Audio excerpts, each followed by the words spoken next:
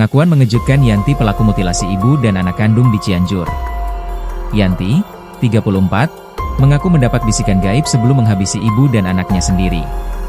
Yanti merupakan pelaku utama kasus mutilasi di Desa Cibanteng, Kecamatan Sukaresmi, Kabupaten Cianjur. Tindakan sadis dilakukan Yanti setelah membunuh ibu dan anaknya. Dia memutilasi, menguliti, hingga membakar korban Lilis, 54, yang merupakan ibu kandungnya. Selain Yanti, pelaku lain adalah Cahya, ayahnya. Karena khawatir perbuatannya terbongkar, anak kandung Yanti yang masih berusia 3 tahun sekaligus cucu Cahya juga dibunuh.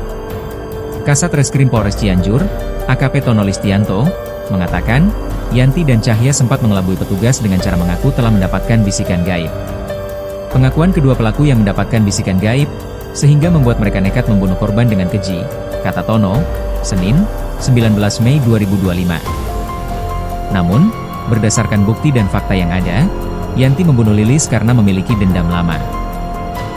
Hasil pemeriksaan psikologis, tidak mengalami gangguan atau masalah kejiwaan.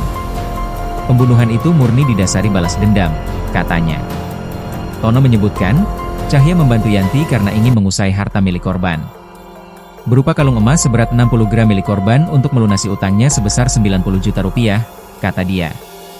Sebelumnya, Yanti, warga kampung Cikadongdong RT Mei 03, Desa Cibanteng, Kecamatan Sukaresmi, Kabupaten Cianjur, diamankan polisi setelah membunuh ibu dan anak kandungnya sendiri.